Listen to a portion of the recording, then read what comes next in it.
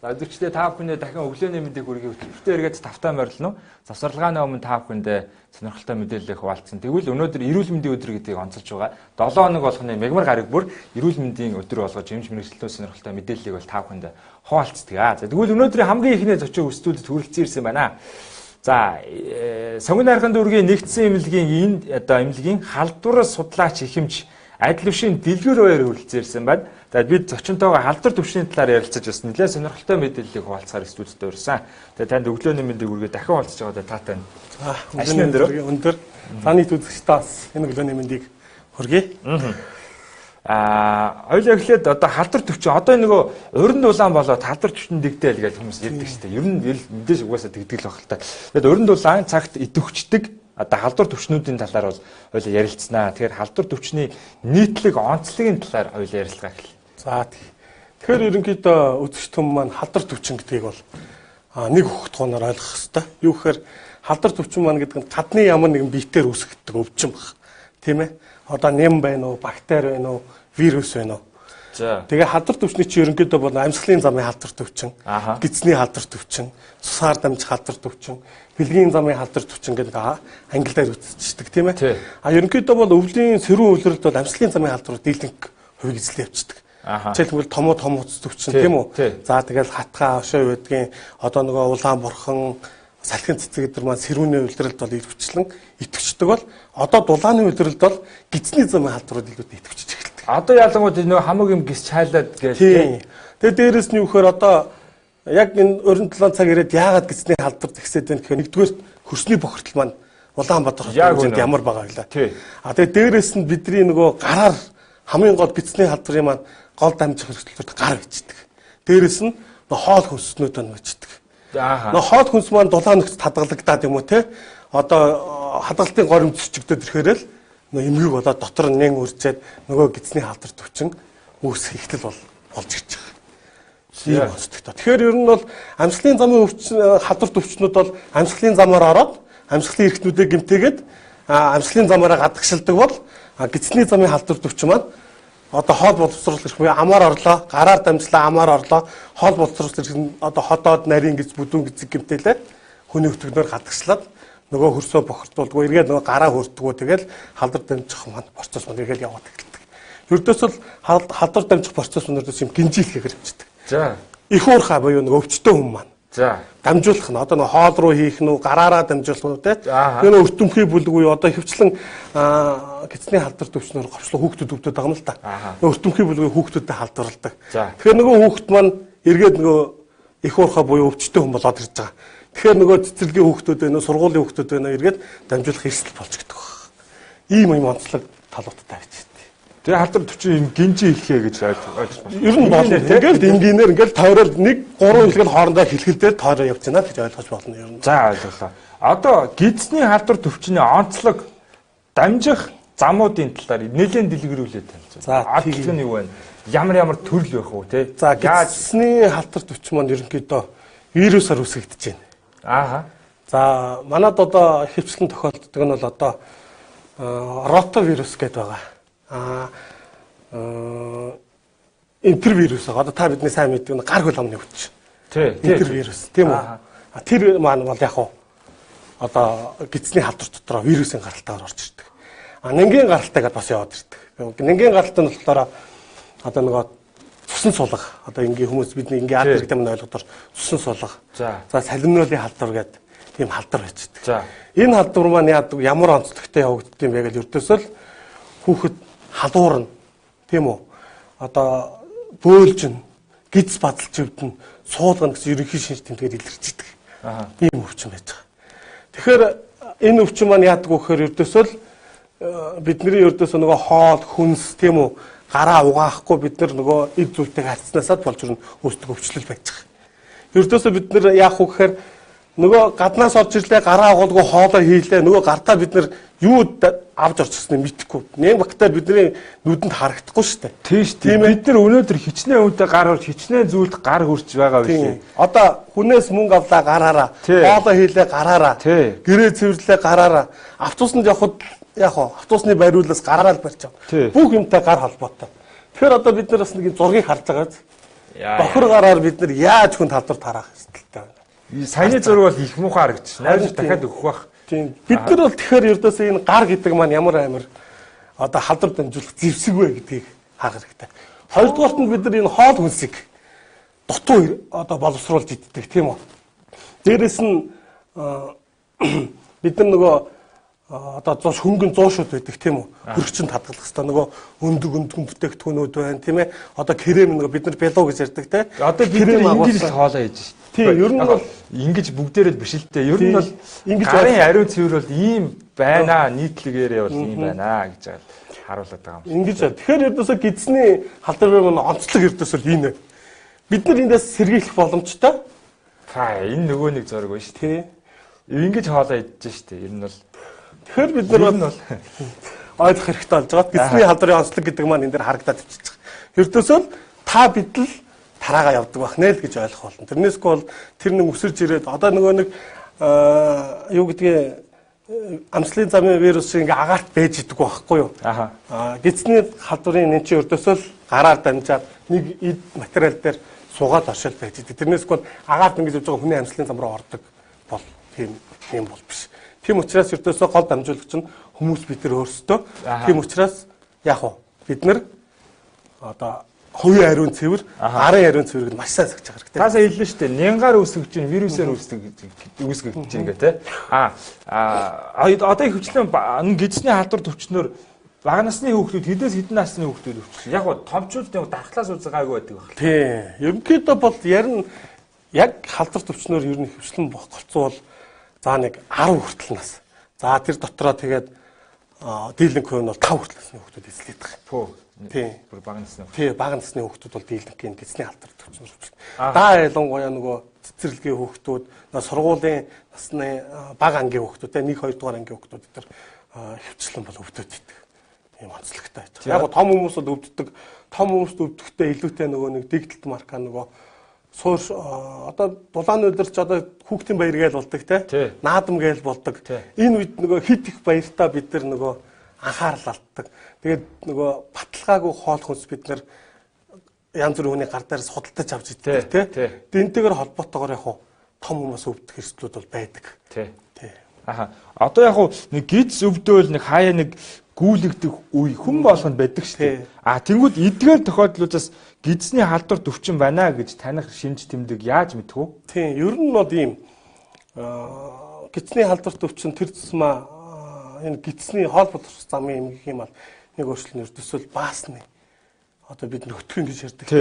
Тэрэн дээр л гол онцлог анхаардаг. Дээрээс нь хамгийн гол анхаарах юм гэхээр өндөр халуурдаг.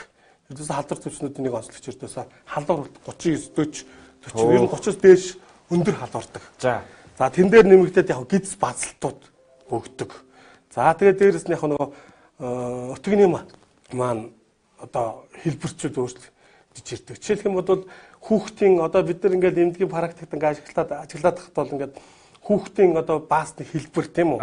Өнгө одоо ингээд тэд нар ч бас өөр байдаг. Халдвар төвчнийх бол илүүтэй одоо даа ялангуяа өдийн үйлдвэрлэлд бол хамгийн их илэрдэг одоо цусан суулгах салимлал өвчний яг баас нь бол өдөөс үнэр айгу хурц үнэртэй. Манай эцэг эхчүүд одоо анхаарч байгаа. Тийм. Яг баасны өнгө нэг хар ногоон болоод тий шингэрээд ямар нэгэн холцгүй хэлбэргүй болоод хар ногоон өнгийн болоод шингэн болоод ирэх юм бол тэр чинь халдварын с эцэгтэй. Дээрээс нь нөгөө баасанд маань цусан судал илрээд одоо кодит буюу нөгөө гидсэнд маань одоо юу гэдэг өвсөл өгөө тэндээс бас цус нарийн судсууд маань хагараад ингээд цус гарч ирдэг. Тэр юу гэхээр баахад баасаар цустай бааж.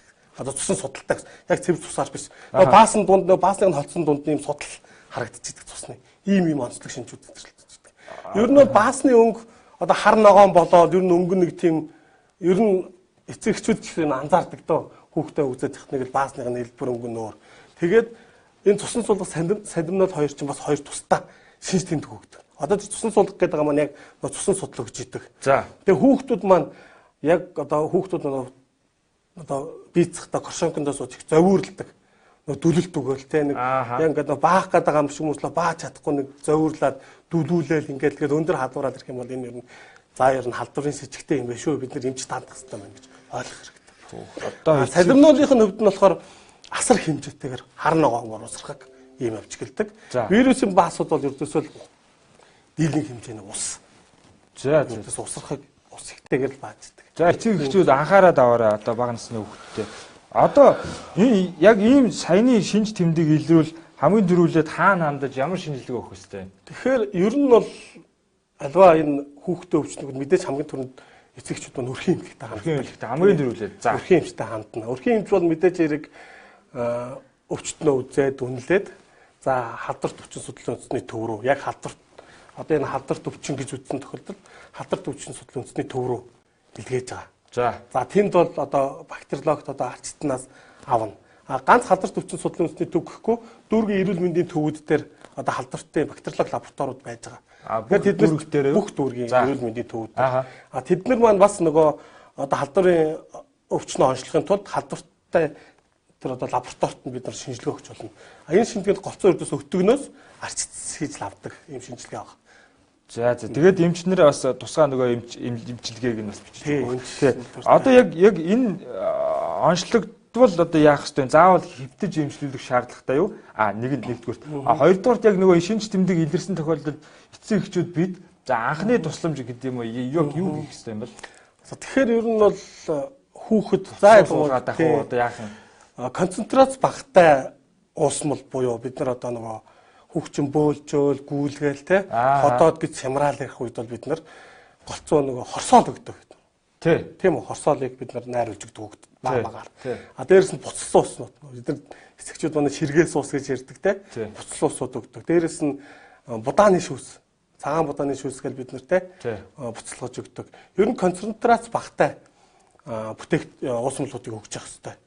За багаар. Тэгээд хүүхдүүдэд нэг ийм цоцорцын үйлс эцэг эхчүүд чинь за ингээд бөөчлөө ингээд ихээр өгөх гээд идэг. Хүүхдүүд маа тийм их хэмжээгээр ууч чадахгүй. Юу дуршилгүй болчдөг тийм. Тэгээд нэг ууснараа баг бөөлчих гээд идэг. Тийм учраас нэг багаар гэдгийг манай эцэг эхчүүд маш сайн ойлгох хэрэгтэй. Багаар ойрхон гэсэн. Тийм ойрхон гэсэн үг. За нэг 5 минут болоод нэг 20 г ч юм уу те. Дахиад нэг 10 минут болоод 20 г ч юм уу. Ийм гэх мэт ингээд багаар өгч өгч. Тэгвэл эцэг эхчүүд маань нөгөө 200 г даягаар дүүрнийг буцсан ус гэж мөнгө өгч хүүхд маань уучаар эргээд нөгөө бүүчээ гаргачихсан. Тэгэхээр гаргачаар нөгөө хүүхд маань шингэнэ нөхөж чадахгүй айгүй урд. Хүүхд ч өөр айгүй урд нь одоо шингэний туталд ордог. Хордлогод орж эхэлдэг байхгүй. Тийм учраас хүүхд чи яг халуурч нэ гэдэг чи халуунаараа гадагшаана шингээ алдна гэсэн өдрөөд ирэхээр. Дээрээс нь суулгаад ирэхээр шингээ алдчихна. Хоёрд нь бөөлчгөр дахиад шингээ алдчихна. Тэгэхээр энэ хүүхд маань ердөөсөө шингээ одоо асар хурдтайгаар алдаж эхэлдэг байхгүй. Тэгэхээр энэ шингээ их алдагдах гэх нэг электролитүүдийн маань бүтэц өөрчлөгдөд байдаг. Одоо бидний нөгөө нарийн нөгөө элемент бай цуснд одоо шингэнд бай нөгөө каль, натрий ч юм уу тэд нар маань алдагдаад ирдэг. Тэрнтэйг холбоотойгоор хүүхдүүд маань өндөр халаад ирэхээр татна тий. Тэрнтэйгээр ч дараагийн хүндрэлүүд өгч эхэлдэг. Тийм болохоор эцэг эхчүүд маань шингэнийг аль болох сайн нөхөж өгч байгаа юм. Зөв. Нэг хэмжээгээр. Зарим эцэг эхчүүд чинь бүр шингэн юм саа өгөхөөрэй гэхээр манай хүүхд ундаа авцраад өгчдөг. Ундаа бол хизээ шингэн нөхөх ёстой болохгүй. Тийм хамгийн болохгүй юм чи ундаа тэр өндөр концентрацтай бүтээгдэхүүн байдаг. Тийм учраас эцэг их маа тэр концентрац багтай уус сумтуудаар бүгдээ багаар өгөөд яг хөө эмчтэрээ хандаад эмч маань дараагийнхаа арга хэмжээнүүдийг авах гэсэн. Тийм байна. Тэгэхээр би хизээч гидсний яг нэг юм хэлэхэд гидсний халтарт өвчнийг би дураараа эмчилж болохгүй. За жишээлх юм бол цусан суулга гэдэг өвчин маань дураараа эмчсэн мó дутуу эмчилснээс болоод тэр хүүхэд одоо тэгж болчдөг. Өөрөө өвдөхгүй тэгсэн мөртлөө тэнд нэг гадагшлуулцдаг. Нөгөө өтгнөөр. Нэгсэндээ тэр хүүхдэд тэр нэм байршил болчихно л гэсэн үг. Тийм учраас тэр хүүхдүүдийг маань тэр нэм тээгч болохгүй тул яг эмчийн хяналтанд зөв эмчилгээг нь аваад эмчлэх ёстой. Жишээлх юм бол бид нар яг одоо юу гэдгийг халдварт өвчний шижигтэй тохиолдлын хүүхдүүд ирлээ. Тэгэхээр хүүхдийг одоо яг шинж тэмдгээрээ бид нар халдварын шижигтэйгээд халдвартад явуулна шүү дээ. Халдвартынх нь бол мэдээж хөнгөн хүүхдүүд бол гэрээр эмчилнэ, хүн хүүхдүүд бол авч тэр болгон бүгдийг авч эмчлүүлнэ гэвэл те. Одоо Улаанбаатарын бүх хүүхдүүдийг маань одоо гэмтүүлж багтахгүй шүү дээ. Тийм учраас хөнгөн хэлбэрийн бид нар яг өрхийн эмчийн хяналтанд одоо юу гэдгийг дүүргийн халдварт эмчийн хяналтанд гэрээр эмчилдэг. Нөгөө гэрээр 7 хоног эмчлэхөө 10 хоног эмчлүүлээд эргээд одоо шинжилгээ өгөх юм эргээд нэг эмчээ хянуулж үзүүлэх хэрэгтэй. Тэгж эмчилгээг хийх хэрэгтэй. Манайхан эцэг эхчүүдийн нэг дутагдал нь эмчилгээ бичээд өгдөг. Нөгөө хүүхд маань тухайн үед халууж идэг 1 хоног халуурлаа 2 хоног халуурлаа эмчилгээ гайгүй болоод эренгүүт нь за гайгүй болчдаг хайчдаг ёстой тэгдэг шүү. Тийм учраас нянгийн эсрэг эмчилгээг яг эмчийн заврын дагуу хийх ёстой. Яг хугацаанд бүрэн эмчлэх ёстой гэсэн. За ер нь аливаа өвчнийг эцэг эхчүүд тэгдэж хүүхэд нь өвдлөө гайгүй болгонгууд тавьчихдаг, имийн зогсоочдөг. Тий. Тийм тохиолдол. Тусгай эмчин бас нэг тийм цогцоороо бас үйлчилгээ үзүүлэх хэрэгтэй байдаг тий. Тэгэхээр одоо нөгөө өрн дулаан болоод одоо зуны алуунч тий хүүхэд наршлаа гэн эсвэл хоолны ордлого юм шиг байна гал таамаглал гэртээ эмчлэх тохиолдлыг гэдэг штеп. Эмчлүүлэхгүй удвал гарах үр дагавар нь юу вэ? За яг хоо түрүүний хэлсэн олон хүндрэлүүд үү тий. За тэгэхээр наршлаа ч юм уу суулгад халдварт өвчнөөс гадна бас бие даасан суулгалт өвчин байдаг хүүхдээ. За жишээлх юм бол зуны үйлдвэрлэлт ч юм уу яг нөгөө бие даасан нөгөө ходоод гэсэн юм нарийн бүдүүн гэсэн чинь одоо нөгөө гөрүүлзэх хөдөлгөөнтэй болцонлог хэрэгтэн байгаа шүү дээ нарийн гэдэг гэсэн дотроо. Тэр гөрүүлзэх хөдөлгөөний аль нэгэн талд алдагдал гараад ирэхээр нөгөө хүүхдүүдийн маань боцны солилцоо алдагдаад гүйлгэлтүүд ирдэг. Наршлагаа гүйлгэлт маань ингийн одоо халдвараас өөр суулгалтууд байдаг. Тэр суулгалт ер нь энэ суулгалт өвчин гэдгийг бол бид нар эмчтэл хандаж үзүүлэх хэрэгтэй.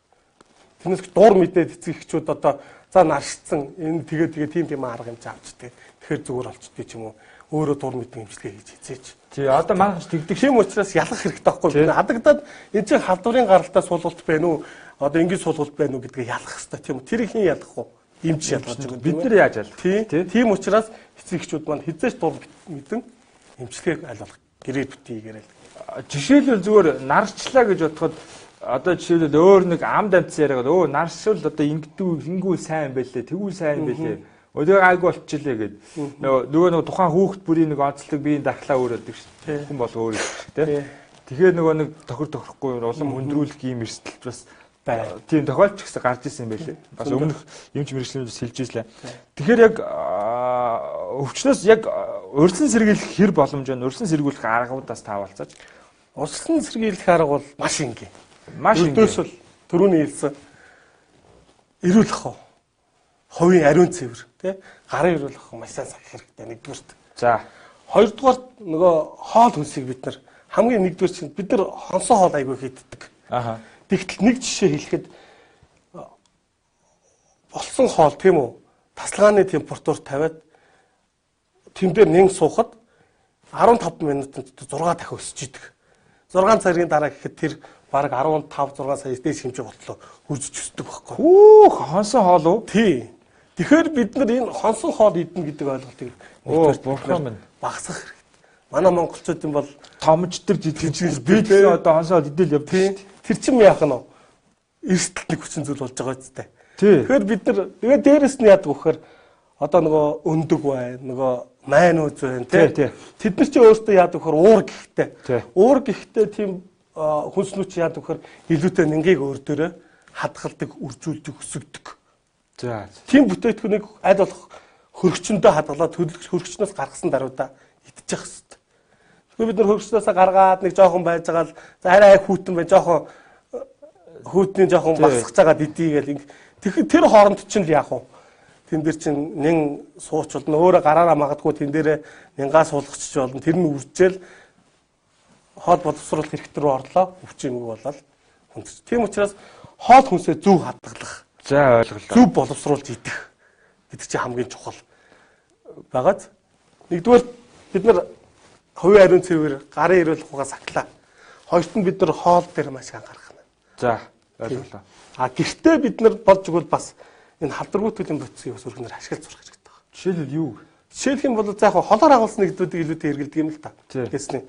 Яг гэрийн нөхцөл бид нар билисна гэж яриулдаг цайруулагч. Тий. Тэр цайруулагчийг бид нар гэрийн нөхцөлд ашиглаж болно. Энгийн 5 литр усанд тийм үү 10 литр усанд бид нар шалаа арчихтаа тэр билиснагаас яах вэ? Тоошороо гарчихтаа юм уу шингэрүүлээд одоо 5 литр усанд одоо тагаар нь 2 3 хийх тийм. Тэгээ арчих. Гэх мэтчлэнгийн энгийн одоо үйл дээр гэртээ бид нар халдваргүйтгэл хийх хэрэгтэй. За энгийн жишээ байж байгаа. Гэр хороол манай Улаанбаатарт ихтэй.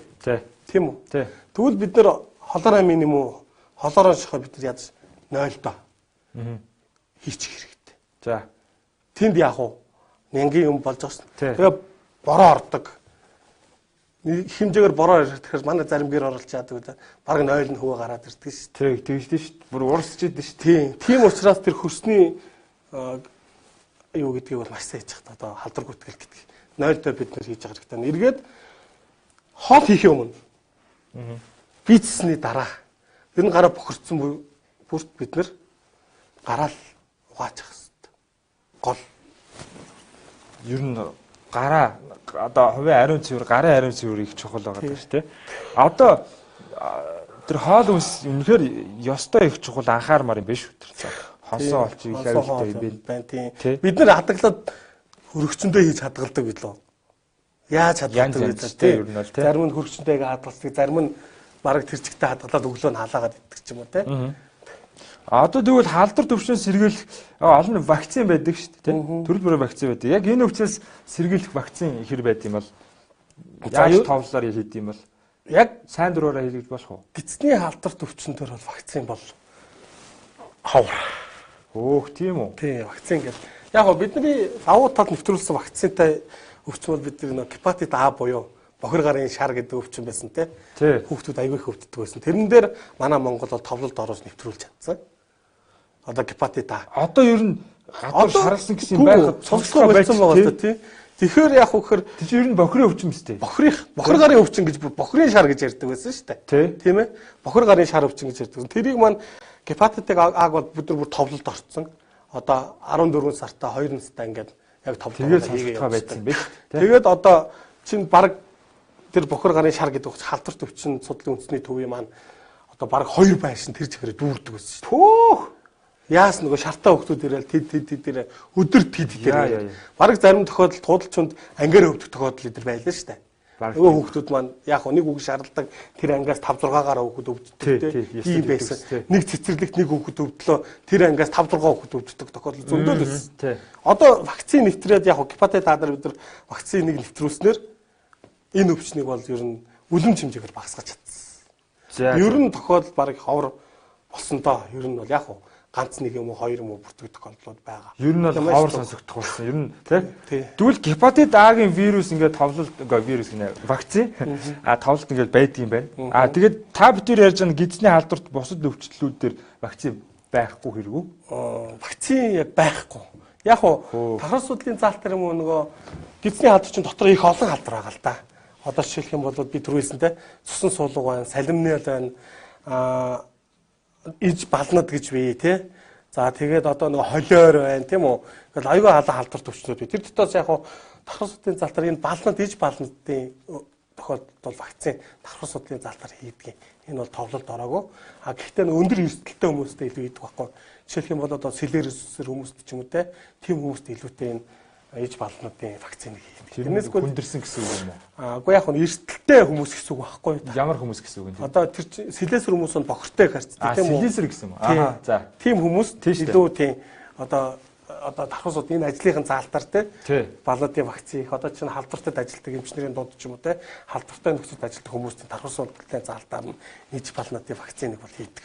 Тэрнээ бусад бол одоо энэ юу мөн дээр бол вакцинууд байхгүй. Харин сүүлийн үед яг Америк нэгдсэн улсууд энэ ротавирус эсрэгийн вакцин, уудаг вакцин гэж ярьдаг те. Уудаг вакцин нэвтэрчээд байгаа. Энэ вакциныг бол нэвтрүүлээд явж байгаа. Манаас орж ирсэн үү? Орж ирээгүй. Манай энэ зарим эмнэлгүүд төр бол энэ ротавирус судалгаа явж байгаа бэл. Оо за. Тэгээ магадгүй судалгадаад энэ тодорхой эргээд энэ ротавирусын вакцин нэвтрэх боломжтой. Вакцин бол байхгүй байна ойлгож болох уу? Болно. За тэгвэл яг эмч мэрэгчлүүдтэй хандаад эмчилгээ өгчээ тохирсон эмчилгээг хийлтэх өвчин тохиолдол. Тий. Өөрсдөө урьдчилан сэргийлэх. Урьдчилан сэргийлбэл хамгийн түрүүнд нэг гарын ариун цэвэр хоол хүнс байгаа даа тийм. Энгийнээр хэлэхэд. Тийм энгийнээр хэлэхэд. Ер нь бол ингээл гол процесс гэсний халдварт. Сэргийлэх бол бүрэн боломжтой шүү дээ бид нар. Боломжтой. Тийм. Хувийн ариун сэргийлэх гараад угаачих л да. Тэгээд болно шүү дээ. Тэр нэг халдвар дамжих замыг чинь тасалчаад байгаа байхгүй бид нар. Тэгэхээр л энэ халдвар төчнөөс бид нар өөрсдөө сэргийлж чадчихж байгаа. Ээж нар маань хүүхдээ хөхүүлэхийнхаа өмнө тийм ээ. За. Гараа угаа. Хоолоо хийхдээ гараа угаа. Аавууд маань хүүхдээ ойртохдоо гараа угаа. Ястай байна. Тийм үү. Гэт хүүхдүүдийн баг насны хүүхдүүд ч гэсэн ер нь гээд хүмүүсийг хөвшүүлэх дадал суулгах хэрэгтэй. Яг үнэ. Багаас нь.